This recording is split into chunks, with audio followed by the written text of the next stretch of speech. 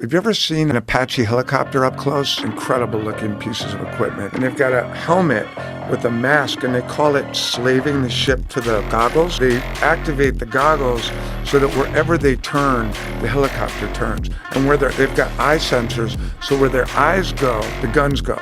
You look at it, you kill it.